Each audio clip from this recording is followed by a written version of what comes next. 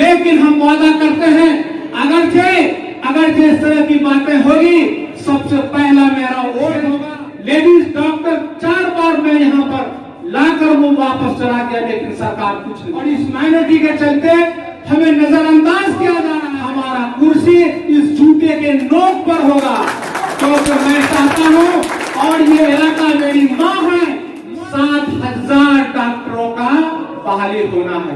सिर्फ हमें लॉलीपॉप चटाया जाता है। जो भी इस माइनॉरिटी के, चाहे वो सीमांचल के जो भी एमएलए हैं, हम लोग बैठकर मेज कॉल जब असेंबली में बात आती है, लोग अपने पार्टी से करते हैं कि हमारे ऊपर पर कोई ऐसी नोटिस नहीं हो जाए। हमारे बीच हमारे विधायक भाई अब्दुल ईमान साहब, मेरे भाई शाहनवाज साहब, इमदाद साहब, नईमी साहब, हमारे प्रोग्राम के रोरवा अलहाज नईमुज़्ज़मा साहब, जिन्होंने इस प्रोग्राम का आयोजन किया, हमारे भाई जाहिद साहब, सिप्पैन साहब, दास जी और ताजू साहब, और हमारे भाई हमारे मोहतरम ताहा साहब, झा जी और सिप्पैन साहब, और हमारे सारे अररिया के नौजवान साथी और अररिया के नौजवान पढ़े लिखे, अररिया के रीढ़ हमारे रूहनुमा। और मुझे इस प्रोग्राम में आकर काफी खुशी हुई। मैं कल तक चेन्नई में अपना इलाज करा रहा था, लेकिन हमारे गार्जियन जनाब मोहसिन साहब का हुक्म हुआ कि आपको किसी भी हालत में आना है। शाम में मैं कल चेन्नई से अररिया पहुंचा। इस प्रोग्राम के लिए मैं आपके सामने अब तक खड़ा हूं। इलेक्शन के बाद ही से मैं बीमार था, मैं बीमार मौत हयात से लड़ रहा था, लेकिन आप लोगों की दुआ के बरकत के वजह से मैं फिर लौट कर इस दुनिया जिंदगी में लौट आया हूँ। मैं आपकी दुआ और मैं आपको सलाम अर्ज करता हूँ। आज भी मेरी जबान में वो लड़खड़ाहट अभी भी मौजूद है। आपकी दुआ हमारी बरकत है। और साथ ही साथ जितनी मसला यहाँ पर रखी गई, उसमें से अहम मसला बार का और सबसे बड़ा मसला तालीम का है, और हमारा मसला सेहत और हॉस्पिटल भी का है, क्योंकि ये सुख अपने ही बीमार से मुब्तला है। मैं 5 साल रहकर देख चुका हूं। मैं अपने टाइम में एक नुमाइंदगी करके मैं एक हेल्थ लेडीज डॉक्टर 4 बार मैं यहाँ पर लाकर वो वापस चला गया, लेकिन सरकार कुछ नहीं कर सकी। सरकार कुछ नहीं कर सकी। और बार के लिए मैंने काफी सैकड़ों बार मैंने काफी आवाज उठाई, लेकिन उस आवाज में इतनी ताकत थी।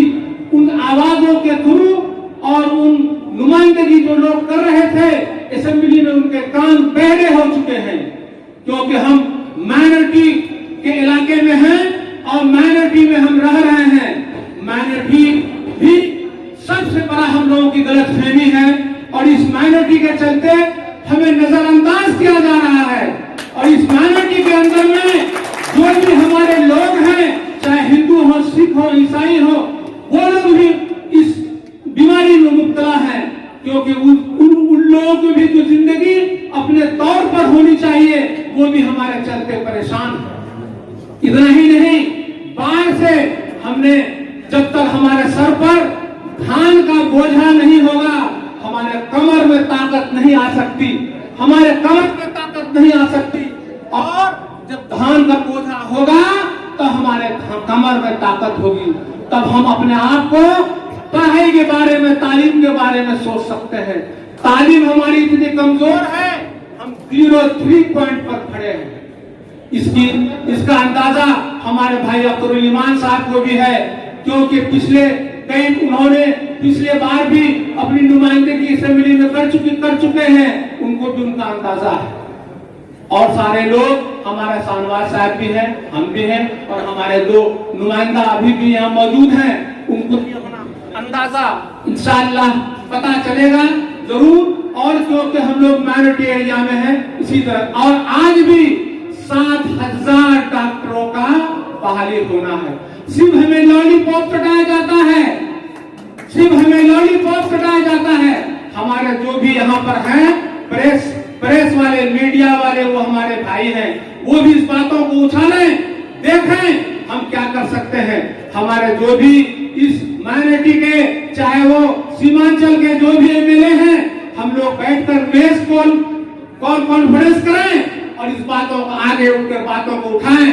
क्योंकि जब असेंबली में बात आती है, लोग अपने पार्टी से डरते हैं कि हमारे ऊपर पर कोई ऐसी नोटिस नहीं हो जाए, लेकिन हम वादा करते हैं अगर इस तरह की बातें होगी, सबसे पहला मेरा वोट होगा और हमारा कुर्सी इस जूते के नोक पर होगा। क्योंकि मैं चाहता हूं, और ये इलाका मेरी माँ है, माँ के साथ मैं जना नहीं कर सकता। और मैं अख्तर ईमान भाई को कहता हूं और उनकी सरपरस्ती में वो आगे बढ़े और मैं उनके साथ हूं। चाहे मैं अपने नुमाइंदगी के दौरान में असेंबली में अगर खड़ा होकर मैं उनका साथ वोट नहीं दिया, मैं समझता हूं, और ये भी इरादा मेरा अपना पक्का है, जब इस इलाके का कोई बात होगी मैं सबसे पहले आगे होऊंगा। क्योंकि आज भी यहाँ पर जो भी फैक्ट्रियां हैं, आज हमें माइनॉरिटी के तौर पर मुझे अंदाज किया जाता है, जो भी चीज आता है ऊपर से ऊपर ही बाला उठाकर रख दिया जाता है। जहां तक एमआरटी पे का मामला हो, 25 करोड़ आज से 4 साल पहले मिला था। आज उस वक्त ईंट का कीमत 800 रुपया था, आज ईंट का ये कीमत 4,000 रुपया हो चुका है, 3,000 रुपया हो चुका है। इसकी जानकारी हमारे भाई सरवर साहब को भी होगा, वो भी इस प्रोग्राम में मौजूद है।